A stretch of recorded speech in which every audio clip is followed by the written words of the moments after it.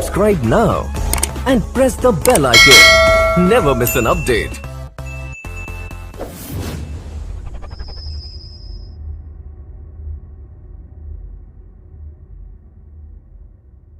Hi everyone, again welcome to the world of English language, Briton National Institute of English Language. As you know that we have learned in the last class transitive and intransitive verb.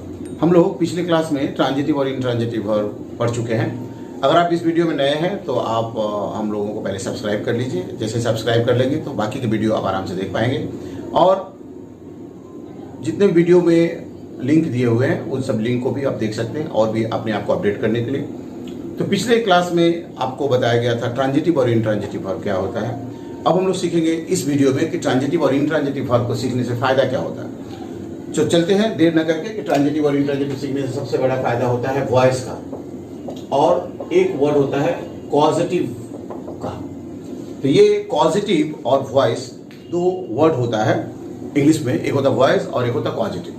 तो जहां तक voice का संपर्क है, हम लोग voice के बारे में मैक्सिमम लोग जानते हैं. Almost all the students and the teachers of India know about voice. But positive का जहां तक सवाल है वो थोड़ा सा नया है लोगों के लिए. लेकिन आज हम लोग दोनों का जानकारी इक्वली करेंगे और अच्छी तरह से जानेंगे. जैसे जहां पे एक सब्जेक्ट आदमी, एक व्यक्ति अपने काम को करता है, ये ऑब्जेक्ट एक आदमी अपना काम खुद करता है. और पॉजिटिव में होता है कि एक सब्जेक्ट और एक ऑब्जेक्ट, एक आदमी अपने काम को खुद नहीं करता, वो किसी दूसरे सब्जेक्ट को कहता है ये काम कर दो.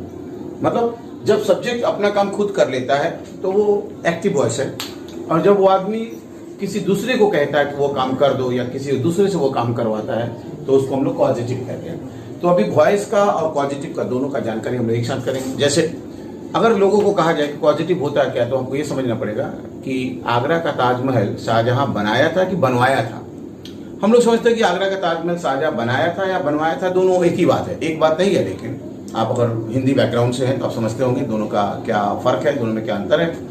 आज हम लोग इन दोनों बातों को अच्छी तरह समझेंगे कि वॉइस और पॉजिटिव है क्या. एक एक करके चले सीखते हैं देर न करके. तो हम लोग सबसे पहले सीखेंगे वॉइस के बारे में. तो वॉइस को जानकारी के लिए आपको सबसे पहले जानकारी होना चाहिए टेंस का. अब जितने भी टेंस हमारे वीडियो में बताए गए हैं उसका लिंक दिया हुआ है, आप हर लिंक को देखकर टेंस को देख सकते हैं. और दूसरा जो चीज होना चाहिए वो है वर्ब का. तो हम लोगों को वॉइस सीखने से पहले आपको टेंस का और वर्ब का जानकारी अच्छी तरह से होना चाहिए. और उन वर्बों में ट्रांजिटिव वर्ब और इंट्रांजिटिव वर्ब का जानकारी होना चाहिए, क्योंकि सिर्फ ट्रांजिटिव वर्ब का ही वॉइस होता है. तो जिन सेंटेंसों में, या आप कह सकते हैं जिन टेंसों का वर्ब ट्रांजिटिव रहता है उनका ही वॉइस चेंज होता है, और जिनका वर्ब इंट्रांजिटिव होता है उनका वॉइस नहीं होता है चेंज. जैसे यहाँ पर लिखा हुआ रहेगा आई लाइक मैंगो, यहाँ लिखा हुआ आई लाइक मैंगो, तो यहाँ पर लाइक वर्ब ट्रांजिटिव है VT, इसका वॉइस चेंज होगा.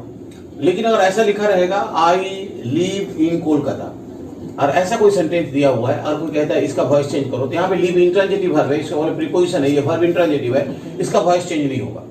इसका मतलब अगर कोई कहे कि ट्रांजिटिव और इंट्रांजिटिव क्या होता है, तो हमारे लिंक में दिया हुआ ट्रांजिटिव और इंट्रांजिटिव के बारे में, आप वहां जाकर आप ट्रांजिटिव और इंट्रांजिटिव को अच्छी तरह पढ़ लीजिए, देख लीजिए.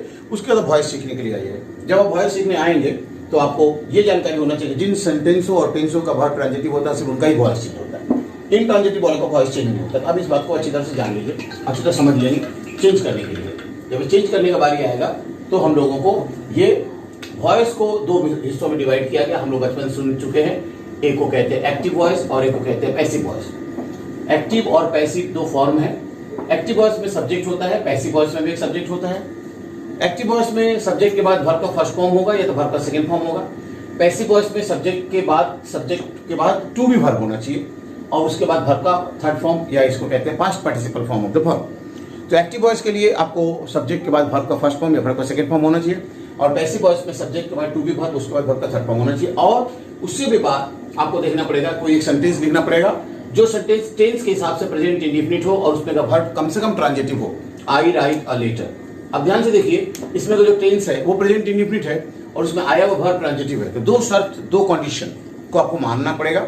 आई राइट अ लेटर. अब इसको जब वॉइस बनाएंगे तो आप इससे क्वेश्चन पूछेंगे, क्या आई राइट अ लेटर, मैं पत्र लिखता हूं, मैं चिट्ठी लिखता हूं, क्या लिखता हूं, क्वेश्चन पूछेंगे क्या से, और उसका आंसर मिल जाता है. तो जो वर्ड आंसर मिलता है वो सब्जेक्ट होगा, अ लेटर, और लेटर के बाद सब्जेक्ट के बाद टू भी वर्ब होना चाहिए, तो इज लिखेंगे.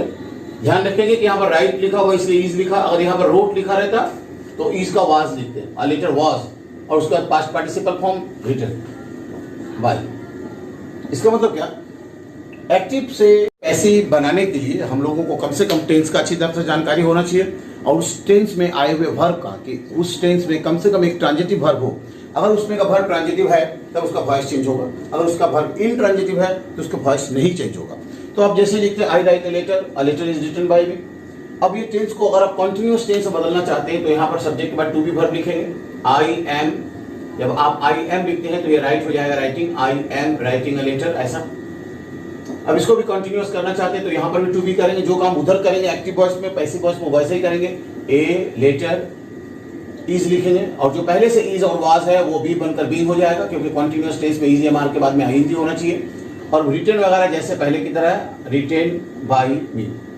इसका मतलब I write a letter is written by me, I am writing a letter is being written by me. उसी तरह से अगर ये सेंटेंस प्रेजेंट परफेक्ट टेंस अगर बनाते हैं, जो टेंस का डिस्क्रिप्शन दिया हुआ, आप जाकर टेंस के बारे में अपने आप को ब्रश अप कर सकते हैं। तो आप यहाँ पर देखोगे, आप आई हैव के बाद रिटन लिखा हुआ वर्ब का third form past participle form, I have written a letter, और इसका वॉइस बनाना चाहते हैं तो होगा अ लेटर। अब यहाँ पर हैव और हैज लिखना पड़ेगा, जैसे आप हैव और हैज लिखते हैं तो हैव हैज के अनुसार उसके बगल वाले वर्ब को पास्ट पार्टिसिपल लिखना पड़ेगा, तो इज मार का पास्ट पार्टिसिपल होता been, a letter has been, और रिटन तो पहले से पास्ट पार्टिसिपल था टेंस के हिसाब से, वॉइस के हिसाब से, a letter has been written by me. इस तरह से आपको हर टेंसों को, खास करके उन टेंसों को जिसमें का वर्ब ट्रांजिटिव हो, लिखकर ऐसे प्रैक्टिस करेंगे कॉपी पे। अगर आप नहीं भी लिख पाते हैं तो बोलकर कम से कम प्रैक्टिस करेंगे।